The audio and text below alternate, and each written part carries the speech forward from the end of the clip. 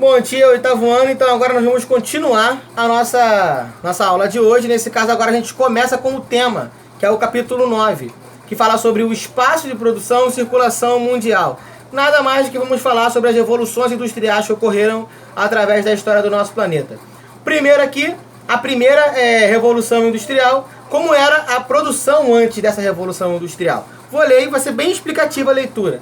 A produção dos materiais era feita por artesanato e manufatura, feito com as mãos. Dependendo da escala, era possível encontrar grupos de artesãos que dividiam algumas etapas do processo. Aqui está no livro, tá? No entanto, os profissionais da época dominavam muitas etapas do processo produtivo, e desde a obtenção da matéria-prima até o produto final. Ou seja, traduzindo, tudo era retirado da natureza, manufaturado, e a gente fazia, o ser humano fazia, produzia, e estava feito o produto ali. Ocorre a Revolução Industrial, é o ponto 2, a primeira Revolução Industrial. Ela vai ocorrer no século XVIII, tá? Lá na Inglaterra. Quando a etapa seguinte da produção de lã, a produção de tecidos ingleses, passou a utilizar a máquina de tear, ao invés da tradicional roca, tá? Tornando a Inglaterra o maior produtor mundial de lã e fios para tecidos. Ao invés de ter a máquina lá de você ficar fazendo os fios, o tecido, não. Você começa a ter uma máquina para poder fazer isso. A partir desse momento é que vai acontecer. Foi essa atividade que serviu de início para a mudança na produção mundial. Por quê? Vamos lá. Diversas invenções e maquinários revolucionaram as técnicas de produção e alteraram a estrutura social e econômica, deslocando a fonte de riqueza da atividade comercial, do comércio, para a industrial, tá bom? Da produção. Outra invenção mecânica fundamental para a Revolução Industrial foi a máquina a vapor. Com o uso do carvão mineral como sua fonte de energia, o seu emprego nas indústrias, usinas e transporte revolucionou a maneira de produzir e transportar. Representando, aqui entra o X da questão, o aumento da produção. Quem desenvolveu essa capacidade de produzir mercadorias em grandes quantidades e barateando o custo. Como isso vai acontecer? Vamos explicar isso aqui. Bom, começa o surgimento da máquina. A máquina, para início de conversa, a máquina não cansa. Ela precisa só de ter combustível, senão ela para. Nesse caso aqui, algumas máquinas que nós utilizamos é a energia. Que nós pegamos o celular, por exemplo, a bateria, tá? A energia que vem da light, que liga o ventilador, beleza. Se acabar a luz, as máquinas param. O celular ainda aguenta mais um pouquinho. Nesse caso aqui das máquinas a vapor, qual era o combustível dela? O carvão. E a máquina não cansa. Então ela trabalhava mais e mais rápido que o ser humano. Então ela aumentava a produção. E uma máquina, ela pode produzir 20, hoje em dia, então, não sei quantas vezes mais do que um ser humano. Então você tem a máquina fazendo o serviço, ok? Tem que ter um ser humano, ou dois, para manusear aquela máquina ali. E você tem a produção aumentada. Então você produz cada vez mais e você gasta menos com a produção daquilo ali. Isso foi uma grande revolução no comércio, na industrialização. Por isso o nome, Revolução Industrial. A gente tem esse grande acontecimento aqui na história. Segunda Revolução Industrial. O que aconteceu? Vamos ler aqui. A segunda Revolução Industrial teve início no século XIX, marcada por uma série de invenções da indústria química, elétrica, do petróleo e do aço. O petróleo entra na jogada aqui. E por algumas invenções como o navio, tananina e assim vai. Até papel, telefone começou aqui nesse período. Refrigeração, alimento processado, tudo isso é na segunda Revolução Industrial. É importante destacar que durante a primeira Revolução Industrial, o carvão mineral foi a energia principal. E o ferro também como matéria-prima. No entanto, na segunda, a matriz energética muda para o petróleo. O petróleo entra de vez na jogada, está aí até hoje, tá bom? E ele aumenta bastante a eficiência dos vapores. Olha só, galera. Telefone, papel impresso, tudo isso começa a melhorar algo que é o que vai diferenciar? Antes era só a produção no sentido bruto. Agora a gente começa a entrar na era da comunicação.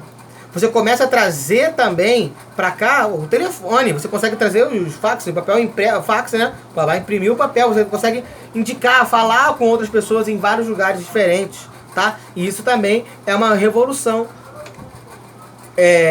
que é o que ocorre no planeta e também é considerada aqui a segunda revolução industrial por causa justamente disso aqui. Refrigeração, a refrigeração você não pega mais a carne e manda pro mercado, ela estraga. Não, você tem um processo que você vai refrigerar, vai deixar a carne lá, ó, guardada. Você consegue conservar as coisas. Isso é muito importante, tanto para quem produz quanto para quem compra. Bom, a terceira revolução industrial. Essa é bastante coisa. Vamos à leitura, vamos devagar, vamos por partes, temos tempo.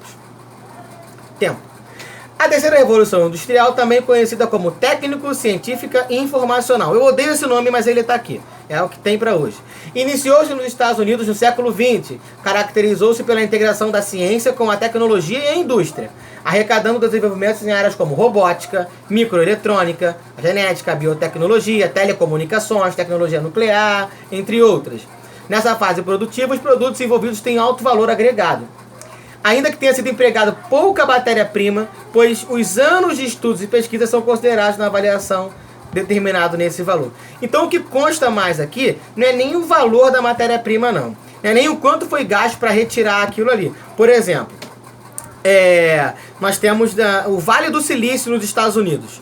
O Vale do Silício é um lugar onde há uma produção de vários produtos relacionados à tecnologia, microtecnologia, a produção espacial, aos chips, softwares. Olha que nome bonito. Aí você pensa assim, caramba, o Vale do Silício está nos Estados Unidos. Então os Estados Unidos também dá muita sorte, porque tem o silício lá nos Estados Unidos. Não, o silício só perde na atmosfera aqui pro oxigênio.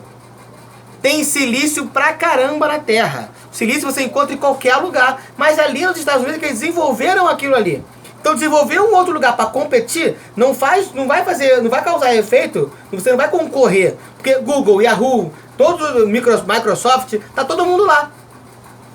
E aí ali eles desenvolvem aquilo ali. Já era. Se você for aqui no Brasil, você acha silício na areia da praia.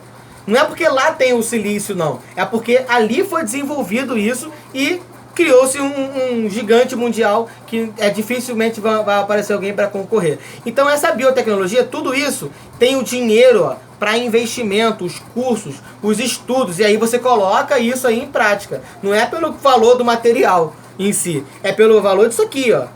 Pelo tempo que você gastou se preparando, pelo tempo que você gastou aprendendo. É aquela história do cara que trancou o carro com a chave dentro. Aí chama um cara para poder abrir a porta pra ele, né? Aí o camarada vem, abre a porta pra ele e cobra 50 reais. Aí fala, pô, meu amigo, 50 reais? Se você só fez isso aí, então tá bom, fecha a porta e deixa ele abrir. Ele vai abrir? Por que ele não vai abrir? Porque ele não conhece, ele não tem o conhecimento, ele não entende sobre aquilo ali. Então o que ele vai fazer? Não, desculpa, abre a porta de novo aí. O cara abre a porta, toma aqui os 50 reais. Pronto, tu paga pelo serviço. Isso é o setor de serviço, você paga por um serviço que alguém está te prestando, tá? Algo que alguém sabe fazer, investiu para saber fazer aquilo ali e ele te cobra um valor. Nesse caso aqui, o valor agregado está nisso, nesse conhecimento. Vamos para outra parte aqui. Nesse sentido, as atividades que mais se destacam no mercado estão vinculadas à produção de computadores, softwares, microeletrônica, chips, transitores, circuito, etc. Com grande aceitação nas indústrias de telecomunicação e informática no geral, tudo que tem a ver com tecnologia, as indústrias gostam. Nós gostamos de comprar. Você gosta, eu gosto. Por que a indústria não ia gostar de ter algo com tecnologia? Não é? Na área da telecomunicação, destacam-se ainda a expansão de transmissores de rádio, televisão, telefonia fixa, móvel e internet. Gente, olha o que a gente está passando aqui agora. O que seria de nós se não fosse esses mecanismos? Tá? Eu posso hoje estar gravando essa aula para vocês assistirem isso aqui, terem acesso a esse conteúdo de acordo com essa evolução. Com essa fase da revolução industrial, o acesso à informação, eu levo essa informação para vocês via WhatsApp, via YouTube, tudo isso são processos que vão chegando através dessas revoluções, coisas que são inimagináveis no tempo lá da minha avó, agora a gente consegue passar por isso, eu mesmo, nunca nem imaginei estar passando por isso. Nós estamos aqui utilizando esses recursos que nós temos nessas áreas de comunicação e tudo mais. Mas não tem só isso, tem a parte de mercado. Onde entra o mercado nisso aqui? O dinheiro, que é o que importa, né? Como destaque no novo sistema de produção, produtivo flexível, just in time, tá bom? É o toyotismo, cuja premissa era esperar os pedidos de encomendas para iniciar a produção. Por que faz isso? Aqui já vem a explicação. Ao poupar espaço na estocagem, ou seja, você poupa. Você não precisa ficar produzindo um monte de coisa ali para ficar estocando. Você produz quando é pedido. a estocagem de matéria-prima e mercadoria, as fábricas aumentavam a produtividade, uma vez que diminuía o desperdício. Poxa, produzi 50 produtos ali, vendi 40, perdi 10. Isso não vai acontecer. E o tempo de espera e a superprodução. O que acontece nesse caso? Vamos falar de salgadinho. Uma coisa bem simples. Eu vou vender salgadinho agora. Então eu faço 1000 salgadinhos, 100 de cada sabor. 200 de cada, vai falar só 5. 200 coxinha, quibe, risole, bolinha de queijo e roladinha de salsicha. Fiz 200 de cada, deixei lá no meu freezer congelando. Beleza. Aí a pessoa liga pra mim, pede 200 coxinhas e 200 quibes. Eu mando. Acabou a coxinha e quibe. Eu não tenho mais disso aqui. Aí quando o outro me ligar, eu quero coxinha, não sei o que, meu amigo, paciência pra você, não tem mais. Agora só tem risole, bolinha de queijo e o cara não quer. Aí ninguém quer aquilo ali. Vai ficar pra quê? Ou frito pra mim, vai me dar prejuízo.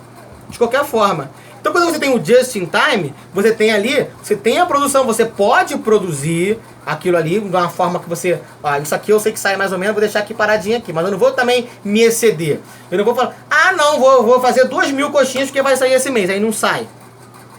Faz 1.000 que você sabe que vai sair, depois você vai ter que fazer mais algumas 500. Por quê? Porque tá vindo gente ligando. Aí o cara liga, o cara do salgado, poxa, pode me mandar 300 coxinhas, 200 quibe? Aí você vai lá e produz aquilo ali pra ele. Você evita o desperdício. Você tem material, você não desperdiça, você não vê aquilo ali guardado o tempo todo pra você. Não, você começa a ter uma produção que você sabe. Aí quando você pega, você tem uma noção de quanto você vende por mês, aí você já deixa uma parte ali já na malandragem e o restante você vai produzir. Isso serviu muito para os carros, isso evitou que quebrasse a indústria automobilística, tá? No século XX teve a crise de 29 aí e o toyotismo ajudou a melhorar isso aí. Por quê? Porque quando você pega e você produz o carro, a quantidade de carro em massa para poder vender e você não vende aquele carro, aí o valor cai. E aí você perde muito dinheiro com isso. A partir do momento que você tem uma demanda de pedidos, aí você vai mandar certinho aquilo que você foi requisitado para mandar, e aí você envia aquilo ali, você não gasta mais com isso. Você evita, como está dizendo aqui, você evita espaço de estoque de matéria-prima, espaço de estoque de mercadoria. Armazém é caro, tem que pagar aluguel, ou tem que comprar, também é caro pra caramba. Você tem também aqui, você evita a superprodução, que diminui o valor da tua mercadoria, tá bom? E você diminui o desperdício para você não ter prejuízo, tá? Então isso melhora com essa parte da informação. Você liga e pede. Ó, amigo, quantas coisas no Mercado Livre a gente não pede, que tem que guardar a produção, a separação de tudo, né? Tudo isso vai acontecer.